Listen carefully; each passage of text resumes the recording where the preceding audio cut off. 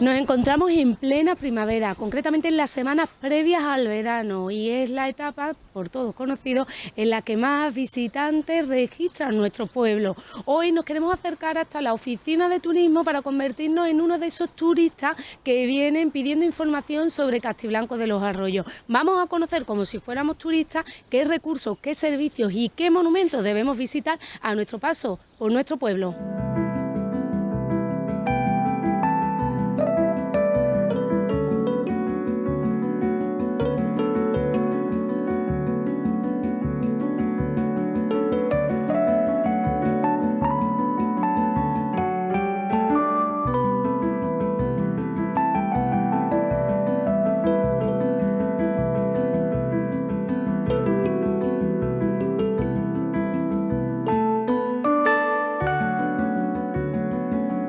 Llegamos a nuestra oficina de turismo y aquí nos recibe Escardiel García. Ella es ahora mismo la que se encuentra al frente de esta oficina de turismo y la encargada de recibir a todas esas personas que nos visitan cuando llegan a Castiblanco de los Arroyos pidiendo información sobre cuáles son las tradiciones de nuestro pueblo, cuáles son los monumentos que se pueden visitar o cuáles son esas rutas senderistas tan famosas que nos hacen únicos en la provincia. Buenos días, Escardiel. Muy buenos días, ¿qué tal? Bueno, en principio, preguntarte, ¿cómo vamos de visitas en lo que llevan estos meses aquí en la oficina de turismo?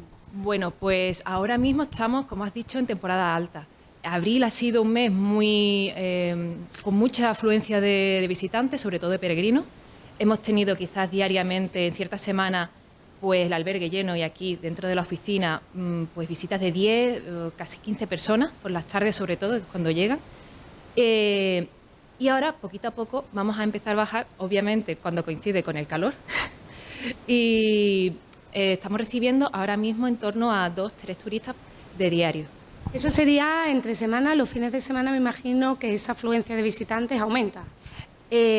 Sí, no, lo que hace es que se diversifica. Porque no solamente llegan peregrinos, que es el constante diario de las personas que llegan, sino que además se suman los senderistas, las personas que quieren disfrutar de la naturaleza, de los senderos, de hacer deporte, de nuestro entorno tan privilegiado. Entonces, hay una mayor diversificación de turistas. ¿Qué es lo que demandan los turistas que vienen, los visitantes? ¿Qué es lo que piden? Pues, en primer lugar, sobre todo los peregrinos, que son el mayor número de personas que vienen a visitarnos, piden cosas básicas. Acaban de empezar la ruta, muchos de ellos son extranjeros y no conocen muchas veces la idiosincrasia, ¿no?, de un pueblo. Nosotros, que somos de aquí, que conocemos bien que la iglesia está al centro, por lo tanto la mayor parte de los servicios, los peregrinos no lo saben. Entonces vienen aquí a preguntar dónde están los supermercados, dónde están las farmacias, dónde están servicios básicos que le van a ayudar a seguir continuando con su camino, que además la etapa siguiente es muy dura y necesitan de avituallamiento. Por otra parte, los senderistas, los que vienen a preguntar sobre nuestro entorno natural, preguntan sobre todo senderos que pueden practicar. Y en cuanto a esos turistas, pues que son más de monumentos, de conocer la idiosincrasia del pueblo, ya no tanto la naturaleza, ¿qué es lo que demandan? Pues sobre todo conocer cuáles son los principales monumentos, qué pueden visitar, sus horarios, un poco breves historias, ¿no?, acerca de ellos para conocerlos así en esbozo. Y sobre todo aquí, que tenemos la suerte de estar incluidos dentro del Museo Etnográfico, demandan conocer la historia más cercana, más íntima del pueblo, que como tenemos una colección que nos habla de esa vida cotidiana, de esos oficios, de ese día a día, nos resulta pues muy útil para acercarnos sobre todo a turistas extranjeros, esos peregrinos, que tienen esa demanda cultural que cada vez más alta. Entre las historias, las reseñas que se cuentan a los turistas que llegan, ¿cuáles no pueden faltar? Escardiel. Bueno, la principal, el monumento más emblemático de este pueblo, principalmente porque se ve desde todas partes y es el más vistoso, la iglesia. La Iglesia es referente y ha sido referente durante toda la historia, y después también estético, referente espiritual. Muchos peregrinos aquí son muy espirituales, preguntan por la Iglesia, quieren saber cuándo es su misa, ¿no? Después, por otra parte, pues el museo. El museo, que es la mejor forma de acercarnos a lo que viene siendo la vida día a día de nuestros mayores. Y bueno, después otros senderos de mayor o menor dificultad: Camino de San Benito, Camino del Piquillo, Camino de Cantillana, de los Molinos, y sobre todo, el más importante, la Vía de la Plata. Me imagino que también dentro de esas reseñas, ¿no?, esa información que se le da al turista, hay un nombre que no puede faltar y que de verdad que atrae también a mucha gente: el nombre de Miguel de Cervantes. Oh, por supuesto. De hecho, a ver, es lo primero que ven. Nada más llegar, ese monumento, ¿no?, Miguel de Cervantes. Desde luego es algo poco conocido, no muchos lo conocen, que haya una referencia a nuestro pueblo. Desde esta oficina se está haciendo un trabajo de fomento, sobre todo a través de redes sociales, de patrimonio más desconocido, menos conocido, tanto por nosotros como a nivel de provincia. Y Miguel de Cervantes obviamente tiene que estar dentro de ese patrimonio que es clave, ¿no?, ese Castiblanco imaginado que crea en su obra de Las dos doncellas. Un recurso, la oficina de turismo, muy importante para atender a los visitantes. ¿Por qué es importante que tengamos este servicio, Escardiel? Principalmente, uno, atención al vecino, pero además hay muchas más cosas. Pues sí, porque nosotros funcionamos sobre todo como bisagra. ¿Bisagra de qué? A los turistas, obviamente, a los que ofrecemos asistencia y ofrecemos información, también a las empresas, a los que ponemos en contacto con turistas, ofreciendo trabajo, ¿no?, de fomento, de promoción de esas empresas, y al mismo tiempo entendiendo la idiosincrasia de esas empresas, si necesitan, qué necesitan para mejorar. Las ponemos en contacto también con promociones por parte de la Diputación para mejorar, ¿no?, su calidad, su hacer. Y después, por otra parte, bisagra también con las instituciones y los servicios, con la policía local, con los ayuntamientos. En definitiva, funciona un poco como un aceite, ¿no?, de este motor, de este engranaje turístico que tiene 3 ejes. Escardiel, hoy nos vamos a convertir nosotros en turistas. Tenemos un objetivo, y es que es verdad que muchas veces damos esa información a las personas que nos visitan, pero las personas de Castiblanco hay muchas anécdotas, muchos datos históricos que desconocen. Hoy nosotros nos vamos a convertir en parte de esos turistas que vienen a visitar Castiblanco. Vamos a hacerlo en 4 etapas. Esas 4 etapas que tú destacarías o que ofrecerías a los turistas que llegan a nuestro pueblo. Vamos a empezar por la primera. ¿Qué nos vas a ofrecer en el día de hoy?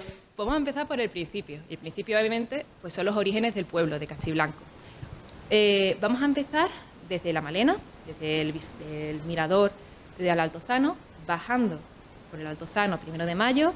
Allí nos pararemos a hablar un poco sobre el recorrido histórico que tiene, sobre todo el camino que pasa por aquí, la Vía de la Plata, antes conocida como el Camino Real, y terminaremos,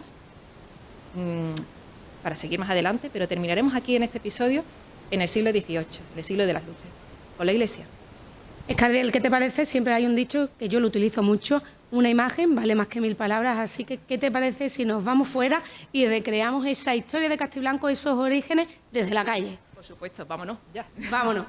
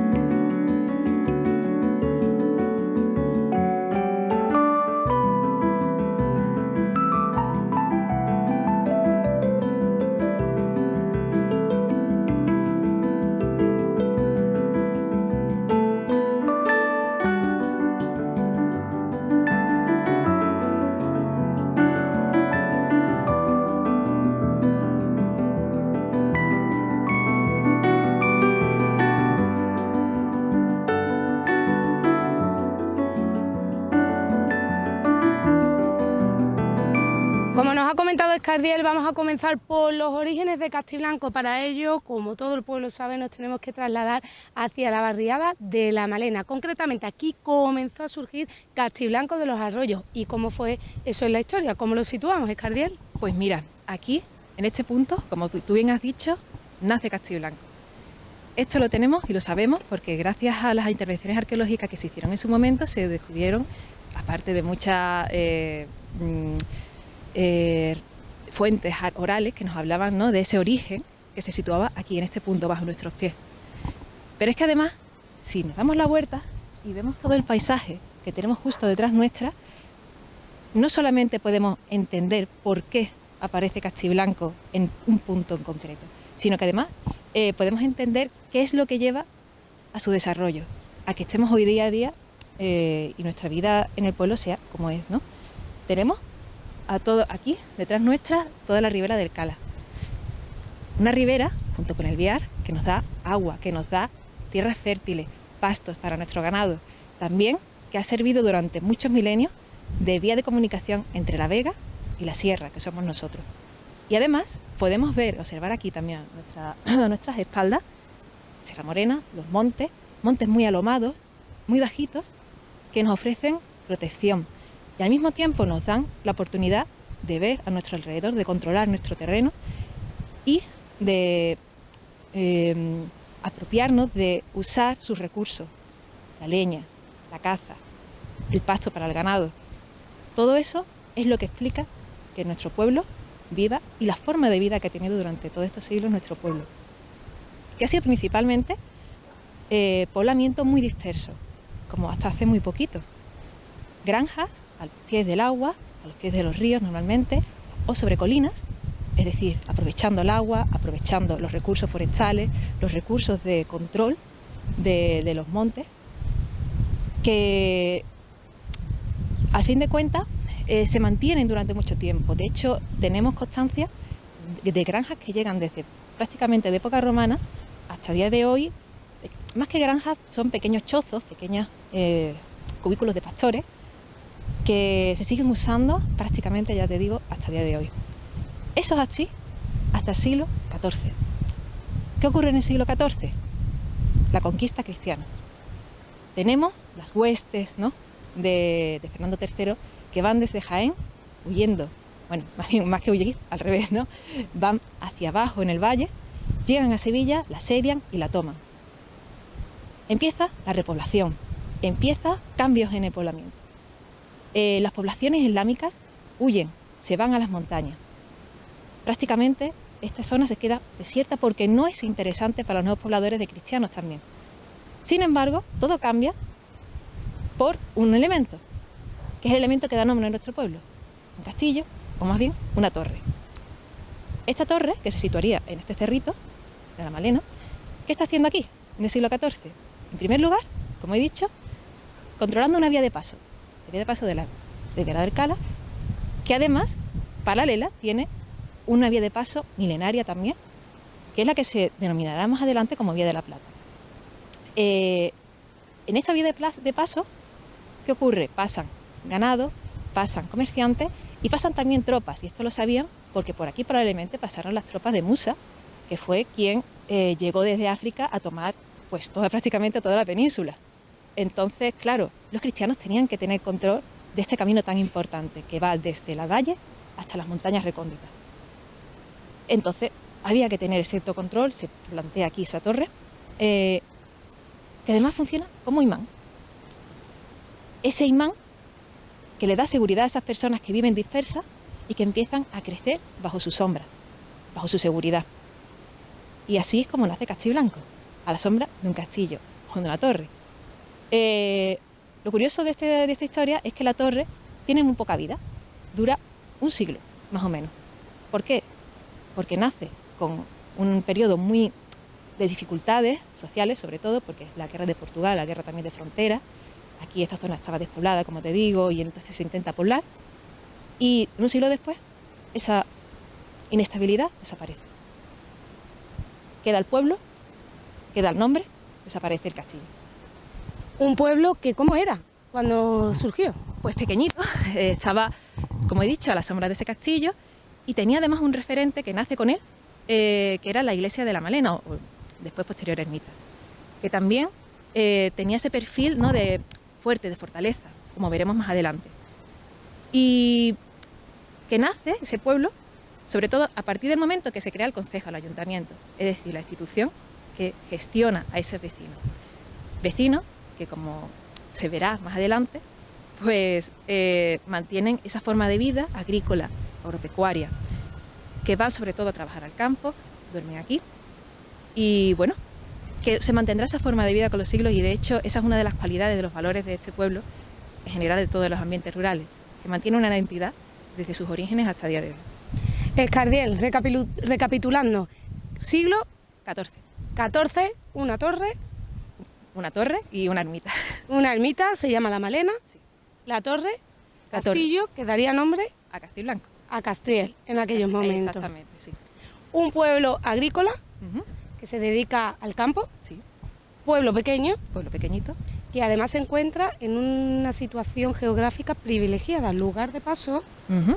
Milenario, de hecho, controlando unas tierras que son fértiles, que es el valle del Siete Arroyos, y pues también, como he dicho, el paso de ganadería, el paso de comercio, el paso de tropa, es decir, un lugar muy, muy estratégico. Orígenes, aquí en esta zona, en la barriada de La Malena, que nos daría paso a la siguiente parte. Efectivamente. ¿Dónde sería? Pues sería un poquito más hacia abajo, vamos a ir bajando, igual que hacia el pueblo, bajamos la colina de la Malena y nos encontramos pues con una época de esplendor, la Edad Moderna, siglo XV, XVI y XVII. Pues vámonos a esos siglos. Vámonos.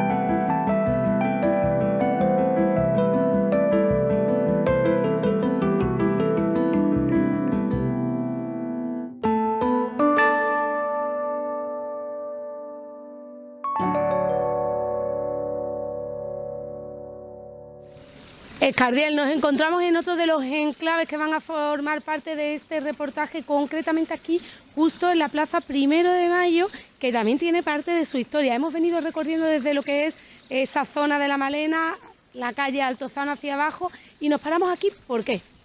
Bueno, pues porque aquí hay un testimonio muy importante, clave para entender qué ocurre después de la historia del pueblo a partir de su nacimiento. Porque el pueblo crece a lo largo de un camino, siguiéndolo. Ese camino, que será el anterior, la Vía de la Plata romana, que también lo usarán los musulmanes para introducirse hacia el interior de Sierra Morena, y en época medieval también seguirá usándose y que será clave también para la construcción de esa torre. Ese camino toma el nombre, a partir sobre todo de esta edad, la Edad Moderna, el siglo XVI, de Camino Real. Este Camino Real, a partir del siglo XVI, se llena de vida, se vuelve súper transitado. ¿Por qué? Porque este camino une el valle, la meseta y Portugal, que se acaba de anexionar con la corona española.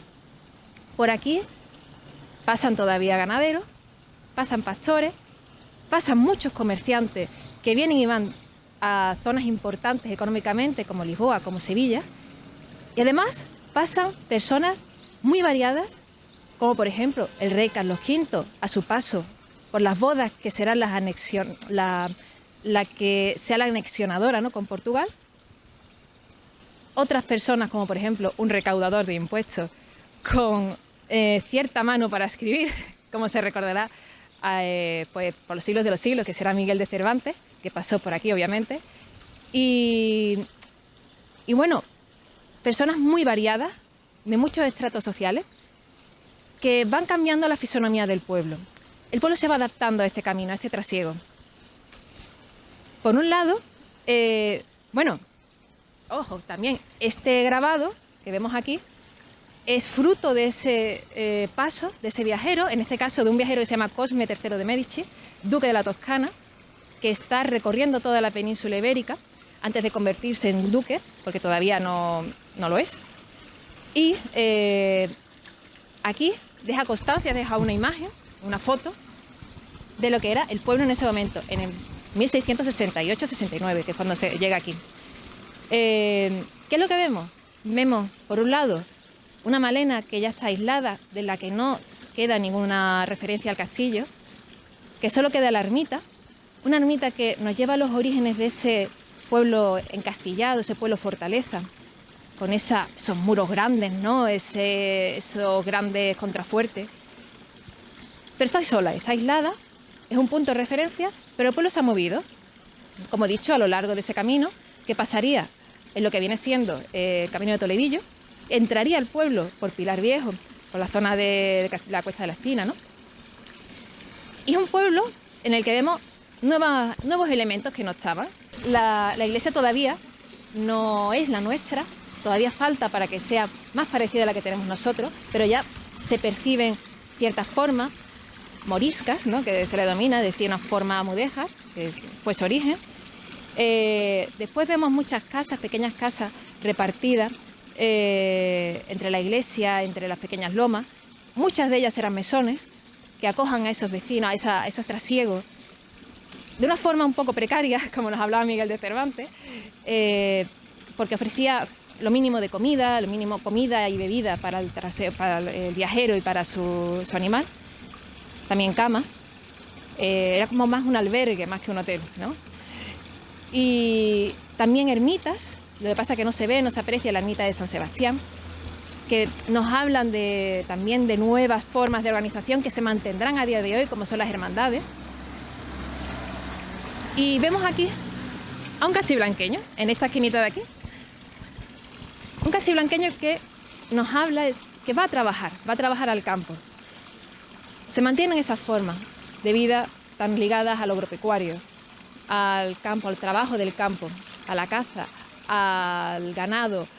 Ese castiblanqueño probablemente no tenía una tierra, no tenía una propiedad. La mayor parte de esta población era modesta. Trabajaba un poco en tierras de alquiler, la mayor parte. Y este castiblanqueño mira hacia el camino, mira hacia el pueblo. Y mira con una mirada, por un lado, de ilusión, viendo la riqueza que está entrando en el pueblo, y también un poco de desasosiego, porque el camino también trae penuria, trae la peste que nos azotó en el siglo XVII varias veces, y que tuvo que cerrar, igual que ocurrió con la pandemia, obligó a cerrar todo el pueblo, todo el camino. Había que controlar el paso, la entrada y salida de los vecinos. Y también mira con desasosiego el paso de las tropas, porque esta zona, como zona de paso, era también zona de paso de tropas. Tropas que se quedaban aquí durante mucho tiempo y que consumían gran parte de todos los recursos que tenían esos castiblanqueños modestos para poder sobrevivir. Ese es un poco el resumen del siglo XVI, XVII, la Edad Moderna.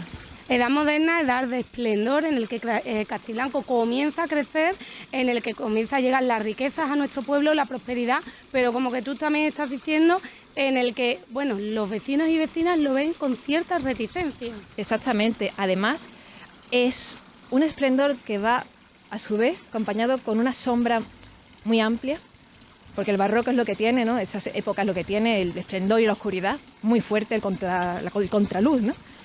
Que es, por ejemplo, también el problema de los impuestos cada vez más altos, que asfixiaban a una población ya muy modesta y que veía pues muchos envites llegando. Escardiel, el pueblo comienza a crecer desde esa melena hacia esa iglesia, originaria aquí en lo que es ya el casco urbano. No sé si se situaría en el mismo sitio donde la encontramos ahora mismo. Pues sí, ahora mismo es lo que vemos, pues sería zona de Altozano, 1 de Mayo, la iglesia, y ya poquito a poco va bajando hacia el puente. Vemos que es una vista que está tomada desde la sierra, es decir, es parcial, no se ve el pueblo en su complejidad. Además, no vemos la zona en la que más aumenta el pueblo, que es la zona de Calle Ancha, la calle Herrería, la calle de Tahona. Esa zona es la más cercana al camino y se va creciendo precisamente para acoger a esos transeúntes, a esos viajeros, en forma de mesones, en forma de oficio, los herreros estaban allí. Es decir, el pueblo empieza a crecer pegado al camino. Podríamos decir que la zona donde nos encontramos ahora mismo sería la zona límite hacia la zona de abajo, que estaríamos hablando pues de donde está el Ejido, todas las calles, el Callejón de la Tahona, todas las calles que van hacia abajo, es donde empezaría esos primeros asentamientos de Castiblanco de los Arroyos, en lo que hoy conocemos como el casco urbano. Efectivamente, las primeras ampliaciones de ese casco. ¿Dónde nos iríamos ahora? Pues ahora nos iríamos al siglo de las luces, al siglo XVIII. ¿Y de quién nos va a hablar del siglo XVIII? Pues su mejor representante aquí es la iglesia, así que vamos a ella.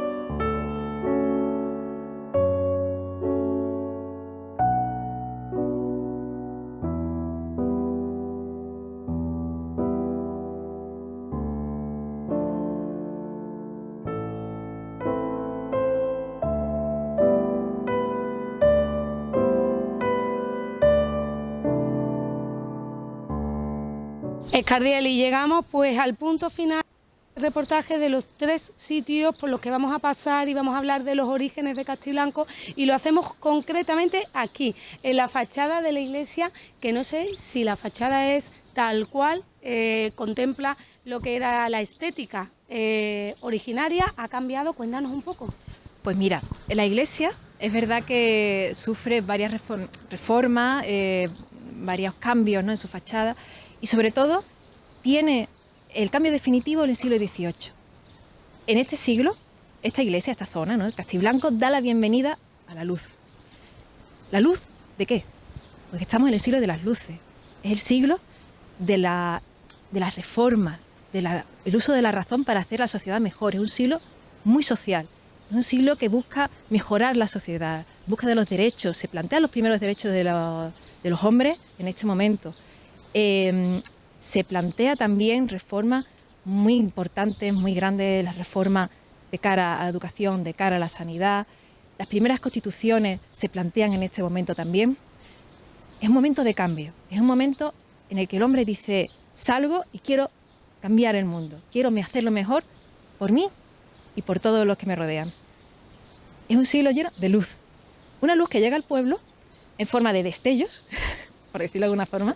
Por ejemplo, con el séquito de Felipe V, que llega aquí y crea en este pequeño pueblo de 1000 habitantes pues una corte que se mantiene bastante tiempo, un mes, 2 meses casi, para la caza, para la recreación de ese rey, que está un poquito apesadumbrado, ¿no?, en las cortes. Se va como vino. A eso me refiero, ¿no?, con un destello, ¿no?, un cambio tan importante, pero no deja huella. ¿Dónde está la luz que se mantiene? En las reformas. Esas reformas que nacen del Estado llegan aquí, poquito a poco, siempre, porque hablamos de que se mantienen mucho las raíces, se mantienen en un sitio difícil de acceso, ¿no?, Castiblanco al final. Reformas de cara a la vida diaria de los agricultores, de las personas que viven del campo. Se ponen a labrar muchas más tierras que estaban baldías, reformas de cara también al todo el pueblo, se quitan ciertas propiedades, ¿no?, que pertenecían a la iglesia, que pertenecían a las hermandades, que no se estaban usando, y se pone a subasta, ¿no?, para que quien quisiera pudiera construir una casa allí, porque se habla también de eso, está muy ligado este tipo de cambios a reformas sanitarias. Las zonas baldías, las zonas que no están en uso, que no están habitadas, se tienen que habitar. ¿Para qué? Para mantener una cierta sanidad, ¿no?, dentro del pueblo, que además esas reformas sanitarias van acompañadas de la llegada de un médico que está contratado, que está formado, se regula la formación de los médicos, se regula también la formación de los maestros. La sanidad y la educación son las bases de una buena sociedad, ¿no?, como decía en el siglo XVIII. Y esas reformas, esa nueva luz, ese nuevo cambio, también se ve en la iglesia. En el siglo XVIII, la Archidiócesis de Sevilla cuenta con una gran cantidad de dinero que utiliza, igual que el Estado, para crear una sociedad, ¿no?, una cara mejor, una luz mejor. Aquí, en el pueblo, pues crea una iglesia, existía ya la iglesia, lo que pasa es que se amplía, se llena de luz. Esta iglesia, como las personas que han podido visitarla verán, una iglesia de interior muy luminosa. Se crea la parte, ¿no?, del testero, es decir, el final, se crean unas bóvedas vaídas, que lo que hacen es que adentran más la luz, la expanden, la vuelven un espacio amplio, luminoso. Y toda esa luminosidad, esa vitalidad, ese espacio, ¿no?, va hacia la fachada. La fachada, como podéis comprobar, es una fachada también llena de luz, llena de vida, dinámica. Aquí, la curva y la recta están en continuo diálogo, en continuo discurso, ¿no? Donde hay una curva, de pronto llega una recta y después vuelve otra vez la curva. Pero no es una fachada abigarrada, una fachada llena de detalles, ¿no?, como en el caso del barroco antiguo, no, es una fachada clara. La discusión entre la curva y la recta, por decirlo de alguna forma, se ve claramente. Y lo más interesante de esta iglesia no es solamente su fachada, sino que ese dinamismo, esa vida, esa luz, va hacia arriba. Se la lleva al campanario. El campanario donde la recta y la curva, de nuevo, entran en conversación y crean un faro lleno de vida que se ve en diferentes puntos del pueblo. Se convierte en un referente, una llamada de atención de que ha habido una nueva etapa y que Castiblanco está en otro punto. Esa es, pues, la bienvenida que se da al siglo de las luces aquí en Castiblanco. Escardiel, hemos hecho un repaso por el origen, el inicio, desde ese siglo XIV, con esa torre que le da nombre primitivo a nuestro pueblo, Castriel, del castillo, de esa torre, esa fortaleza en La Malena. Hemos bajado hasta 1 de Mayo, donde el pueblo comienza a crecer, se queda esa torre, esa ermita en La Malena, comienza a crecer por las calles que hemos ido andando y cerramos aquí, en esta plaza de la iglesia, en ese siglo de las luces, el siglo XVIII, donde Castiblanco, a través de este campanario de esta iglesia, da la bienvenida a todas las personas que van llegando desde los distintos puntos de acceso a nuestro casco urbano. ¿De este siglo XVIII a dónde pasaríamos en la siguiente etapa? Pasaríamos al siglo de los cambios más profundos, el siglo XIX, el siglo de la industrialización, que nos ha afectado para bien y para mal a lo que nos estamos hoy día.